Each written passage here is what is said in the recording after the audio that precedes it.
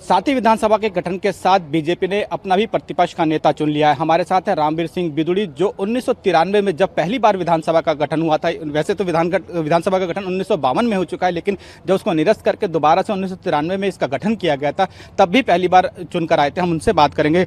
रामवीर सिंह बिदुड़ी जी, आप 1993 से विधानसभा को देख रहे हैं। 1993 की विधानसभा में और आज की विधानसभा 2020 की विधानसभा में किस तरीकों को देखते हैं, और आप इस बार जो है प्रतिपक्ष के नेता भी चुने गए हैं?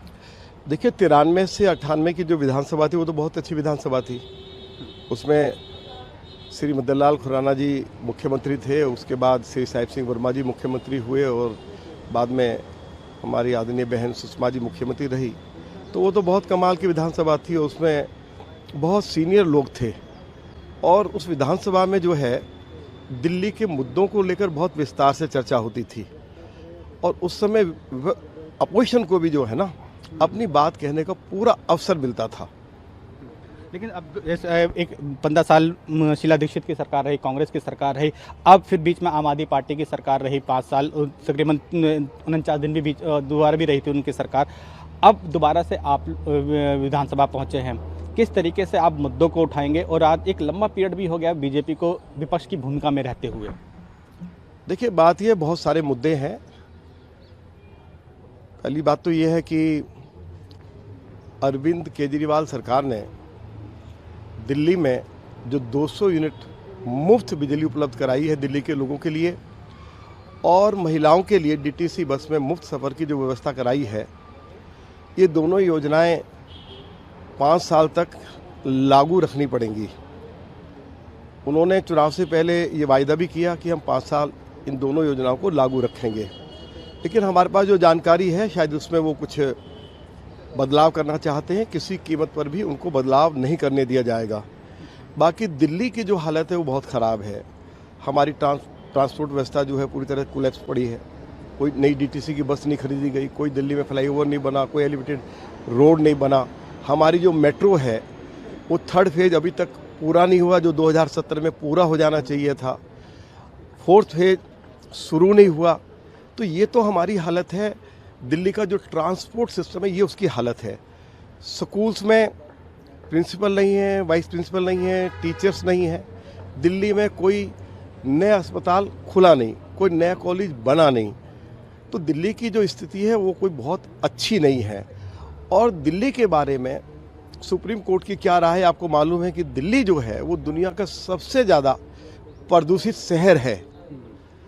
अरविंद केजरीवाल की सरकार बनने के बाद दिल्ली जो है दुनिया का सबसे ज़्यादा प्रदूषित शहर घोषित किया गया है। तो ये बहुत सारे मुद्दे हैं। लोगों को स्वच्छ जल उपलब्ध हो नहीं रहा, क्लीन वाटर, उसके लिए कोई पिछले 5 सालों में अरविंद केजरीवाल की सरकार ने कोई प्रयास भी नहीं किया। तो बहुत सारी समस्या हैं, चाहे वो पीने के पानी की बात हो, चाहे वो स्वास्थ्य के क्षेत्र में सरकार के द्वारा कोई कदम नहीं उठाया गया, चाहे हमारी ट्रांसपोर्ट व्यवस्था बहुत ख़राब हो। तो ये तमाम मुद्दों को लेकर हम विधानसभा के अंदर मजबूती के साथ लड़ेंगे।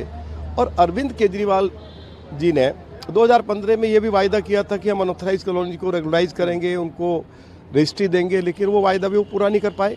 अभी वो काम भी भारत सरकार ने जो है वो किया है। और इसके अलावा झुग्गी झोपड़ी का कोई पुनर्वास नहीं हुआ। एक भी झुग्गी वासी को कहीं पुनर्वास बस्ती में प्लॉट देकर बसाया नहीं। खोगा पटरी के लोग हैं।